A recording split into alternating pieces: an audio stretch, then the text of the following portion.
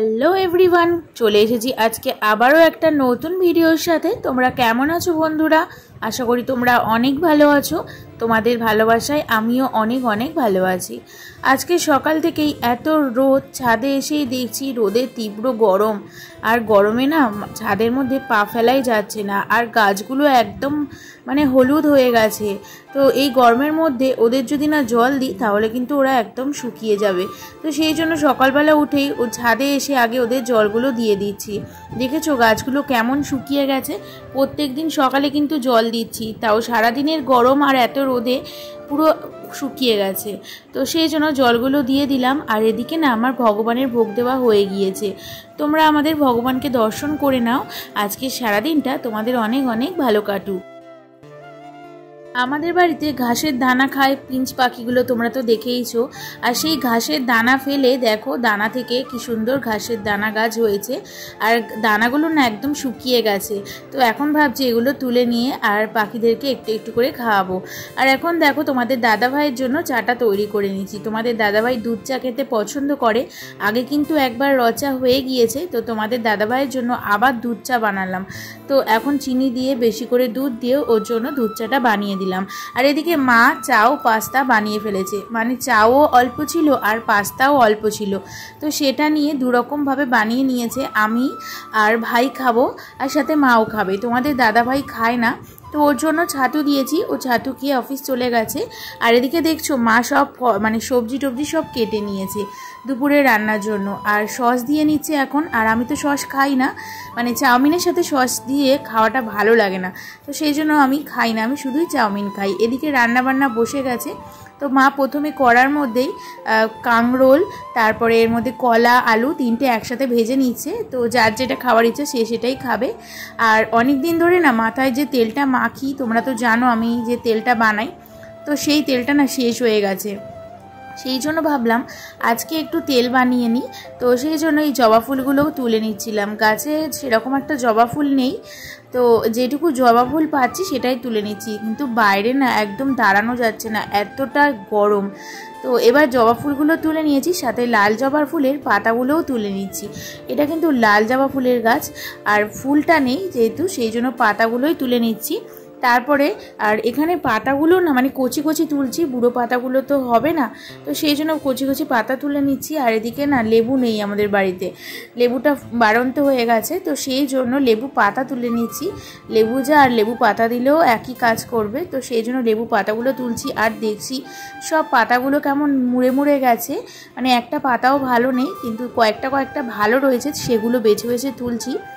আর দেখছি এখানেও না বাবা অনেক শশা চাষ করে, তো শশা গাছগুলোও দেখছিলাম একটু। আর দেখেছো এগুলো কেমন জঙ্গল হয়ে আছে, পুজোর আগে আগে বাবা পরিষ্কার করে নেবে। অনেকটাই মোটামুটি তুলেছি, তো চলো আর লাগবে না। দেখো এই কটা তুলেছি। এবার না চলে আসলাম রান্নাঘরে। আর মা না গাছ থেকে একদম কচি কচি কুমড়ো ডাঁটা তুলে এনেছে। তো সেগুলো মা বললো কেটে দিতে, মুসুর ডাল দিয়ে ডাঁটা খাবে, ডালের সাথে এই ডাঁটাটা খেতে ভীষণ ভালো লাগে। কুমড়োর ডাঁটা তোমরা বাড়িতে করে দেখো, ভীষণ ভালো লাগে। তো আমরা এটা খাবো বলে মা এখন বললো কেটে দিতে, তাই সবজিটা আমি এখন বানিয়ে দিচ্ছি। তো মা রান্না করছে, একদিকে একটু করে দিলে না অনেকটাই হেল্প হয়ে যায়। আর এদিকে দেখো যে সমস্ত পাতা তুলে এনেছি সেগুলো সব জলের মধ্যে একটু ধুয়েছি, উষ্ণ গরম জলে, অনেক কিছুই থাকতে পারে তাই উষ্ণ গরম জলে ধুয়ে নিয়েছি। আর এদিকে মেথি আর কালো জিরে বাটিতে নিয়ে নিয়েছি। আর এদিকে সসপ্যানের মধ্যে নারকেল তেলটা একটু ফুটতে দিয়েছি। সসপ্যানের মধ্যে একটু জল ছিল, আর নারকেল তেল দিতেই না কেমন চড়বড় করছিল, আমার তো ভীষণ ভয় লাগছিল। তো তারপরে দেখলাম আস্তে আস্তে ঠিক হয়ে গিয়েছে। সেই জন্য এবার এই মেথি আর কালো জিরেটা এর মধ্যে দিয়ে দিচ্ছি। আর দেওয়ার পরেই না কেমনটা ফুটে উঠেছে, যেহেতু জল আছে সেই জন্য। তো দেখো এটা মোটামুটি হয়ে গেছে। এখন যে সমস্ত পাতা তুলেছিলাম, জবা ফুলের পাতা, তারপর লেবু পাতা, জবা ফুল সবই এর মধ্যে দিয়ে দিলাম। আর এটা একটু হতে থাক, সাথে আমি একটু অনেক বাসন পড়েছে, তো সেগুলো এখন মেজে নিচ্ছি। সকালের বাসনগুলো না মাজা হয়নি। এদিকে ফুল গাছের জন্য ফুল তুলছিলাম, তারপরে মাথায় বানাবো তার জন্য পাতা টাতা তুলছিলাম। তো সেই জন্য না বাসনগুলো অনেকটা জমে গেছে। এখন অনেকটা বেলা হয়ে গিয়েছে, তো বাসনগুলো মেজে নিলাম। আর এদিকে দেখো গ্যাসটা অফ করে দিয়েছি। আর পাতাগুলো একদম যেটুকু দরকার সেগুলো হয়ে গিয়েছে। এবার ঠান্ডা করার জন্য রেখে দিলাম। আর ভাবছি রাত্রিবেলা একটা কন্টেনারের মধ্যে ভরে নেব।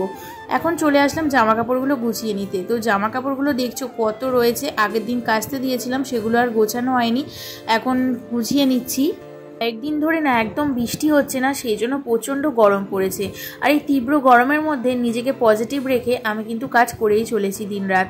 তো এখন চলে আসলাম ওপরে, আর এসে ভাইয়ের ঘরের বিছানাটা দেখছি তোলাই আছে, কারণ এই গরমের মধ্যে না ভাই এই ঘরে ঘুমায়নি, সবাই এখন এসিতে ঘুমাচ্ছে, এত গরম পড়ছে। আরে দেখছো এসিতে মানে নিচে ওপর করে ঘুমানো হচ্ছে, এতটাই গরম পড়ছে।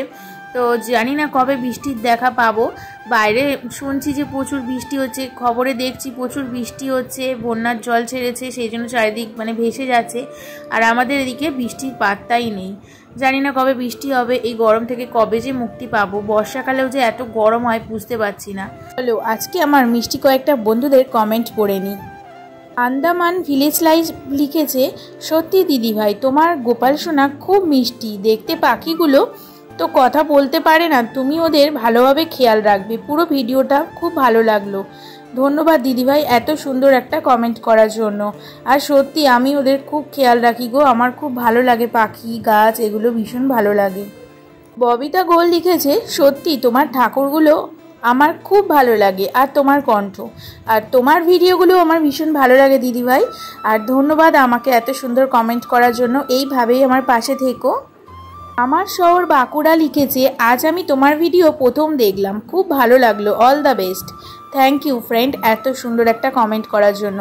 আর এইভাবেই আমার পাশে থেকো, তাহলে নতুন নতুন আরও ভিডিও দেখতে পাবে। শুদ্ধ দিবার লিখেছে, তোমার গোপাল সোনাদের অনেক আদর রইল, পুজোর বাসন মাজা, বাগান গেলে, আর বাগানে এত পরিচর্যা কে কে করে, ঝাড় দিলে, তাক পরিষ্কার করলে, রান্না করলে, তরকারিটা দারুণ হয়েছে। বাগানের এই পরিচর্যাগুলো আমার শ্বশুরমশাই মানে বাবা করে। আর বাবা একটু না সবজি মানে চাষ করতে ভীষণ ভালো লাগে। বাবা ছোট থেকে একটু চাষবাসে মানে গাছেদের প্রতি একটু ভালোবাসা বাবার খুবই। তো বাবা মানে প্রত্যেক বছরই করে। এরপরে শীতকাল আসছে, শীতকালেও তোমরা দেখতে পাবে বাবা কত কি চাষ করে, এটা বাবার শখ। আর ধন্যবাদ দিদিভাই এত সুন্দর একটা কমেন্ট করার জন্য। তোমাদের কমেন্ট পড়তে পড়তে না আমার অনেকগুলোই কাজ হয়ে গেল। আর বন্ধুরা তোমরা এইভাবেই আমার পাশে থেকো আর আমাকে সাপোর্ট করো, তাহলে কিন্তু একদিন সবাই এগিয়ে যেতে পারবো। তোমাদেরকেও কিন্তু আমি সাপোর্ট করি। তোমাদের সাথে কথা বলতে বলতে দেখো আমার প্রায় কাজ কমপ্লিট হয়ে গিয়েছে। এদিকে ভাই আর বোন চলে এসেছে আমাদের বাড়িতে পুজোর জামা কাপড় দিতে। তো বোন এক্ষুনি এলো, অনেকটা দুপুর হয়ে গিয়েছে, এখন 1টা বাজে। তো বোন এসেছে, ভাইও এসেছে। দেখো আমাদের পুজোর জামা কাপড়গুলো দিয়ে মানে এনেছে, সেগুলোই তোমাদের দেখালাম। তো পুরো আর দেখালাম না কি কি জামা কাপড় এনেছে, সেগুলো পরে একদিন তোমাদের সাথে শেয়ার করব। তো আজকের ভিডিওটা বন্ধুরা এই পর্যন্ত, দেখা হবে নতুন ব্লগে। সবাই সুস্থ থেকো।